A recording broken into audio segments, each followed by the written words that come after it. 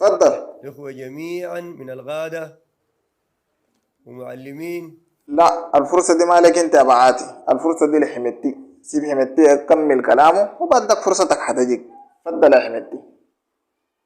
السلام وقال نبي السلام روتانا دي جبنا ناس عمك السنهور والجماعة ديل، قلنا أنا قلت لهم اختاروا اثنين. احنا من هناك يا جماعة عشان كلمة واحدة نركب الطائرة يجي الخرطوم نقعد لنا 15 يوم عشان كلمة واحدة. ممتاز يا حمدتي، الشاطر وبتقنينا بأسرع وقت نشوف بعاتي هيقول شنو. تفضل يا بعاتي. بعدين برضو الاتفاق ده عشان تكونوا عارفين ما تم في جوبا براء، اتفاق تم في السلام روتانا ده. احنا يا جماعة عشان سطر واحد أو كلمة واحدة نركب طيارة نجي الخرطوم نقعد 3 4 5 يوم. لا لا لا لا، دقيقة. انت الكلام ده ما نفس كلام حمدتي، انت بتقلد ولا شنو؟ كمان اسمع يا سعادتك، شنو ادانا الضحكة دي؟ خلينا مشيها له، لكن انت ادينا ضحكتك.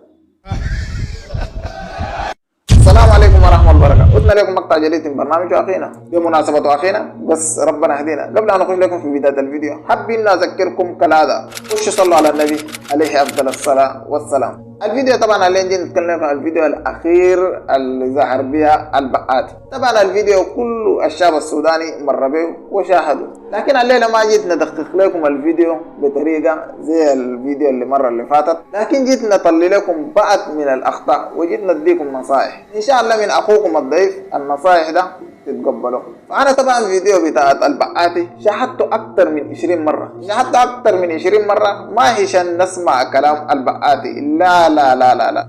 كيف نقعد نسمع لي كلام البعاتي يا أخي؟ كلام كله برهان قال لي أنا قلت له، برهان قال لي أنا قلت له، فأنا ما أعرف ذاتي يعني هو داير يقنينا بكلامه ده بسرسرباه في الفيديو ده، يعني داير يقنينا نحن كشعب السوداني. طبعا عارفين انه كالعاده يعني كلمتي له ظهر في الفيديو او مقطع صوتي. فيا اخوانا انا داير اقول لكم ما تركزوا مع تفاصيل بتاع زورمتي وما ادراك مع زورمتي. كويس يا اخوانا، خلينا نودي لكم الاخطاء. طبعا الخطا الاول الخطا بتاعت انه يعني تم تحريك يده بتاعت الكمامه. خلينا نشاهد الفيديو ده ونرجع له. وتداخل ما بننكره، تشادي اصلا ما بننكره. طبعا زي ما شاهدتوا الخطأ اللي وقف فيه النازل في أثناء المونتاج.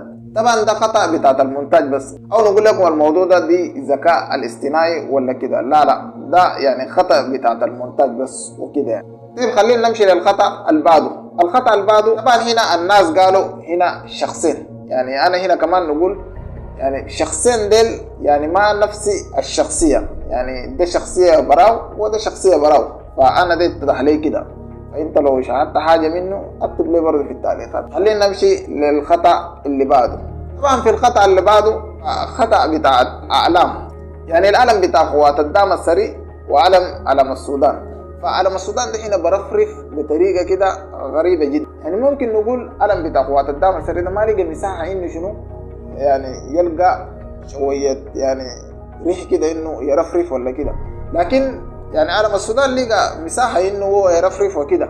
فهنا برضو ما بخلينا نمشي للخطأ اللي بعده. الخطأ اللي بعده يا هو بتاعت وقفة الناس وعددية بتاعت الناس. فأنا هنا داير أقول لكم عددية بتاعت الناس هنا فك، وهنا فيها دبلجة كبير جدا جدا. شوفوا في الصورة اللي نوضيه لكم في الفيديو ده وشوفوا الصورة ده، ففي فرق. لسه الناس هنا اداك عددية بتام والحيطة طوالي، وهنا بديك عددية بتام طويل كده، يعني تم فيها تلاعب بتاعت الدبلجة بشكل كبير جدا. طيب زي ما شاهدتوا دي الأخطاء اللي ظهرت لنا في الفيديو ده، يعني الفيديو ده ما عنده أخطاء يعني نقدر نطلع له ذكاء اصطناعي ولا ما أشبه ذلك. فعلي أنا والشيء بعرفه من الذكاء الاصطناعي تحركات وناحية الدمج، ناحية تفاصيل كثيرة. التحرك بتاعت الإنسان ذاته اللي بيتكلم داخل الفيديو بيختلف من الفيديو الحقيقي، يعني ممكن نقول لكم الفيديو ده نسبة 70% فيديو حقيقي، مثلا نقول لكم نسبة 40% فيديو ده غير حقيقي. فانت حاجة الوحيد انه لو داير تصدق انه حميدتي ده هل هو ميت ولا حي.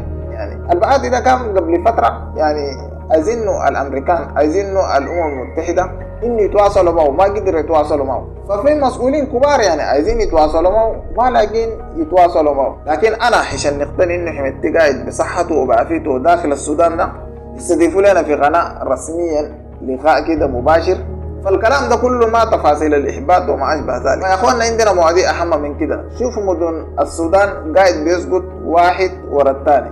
فبمناسبة الموضوع ده داير نشكر الفرقة 15 مشاة ولاية خرب دارفور فللعمل اللي قدموه طيلة خلال ال7 شهور المدى.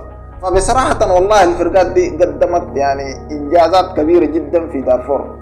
طبعا يا اخوانا عارفين انه ده واجبهم وكده، لكن برضو لنا يعني تقديم الشكر يعني. وبشكر القائد بتاع الفرقة 15 مشاة في غرب دارفور القائد وليد، رجل بطل، وليك التحية وليك التقدير.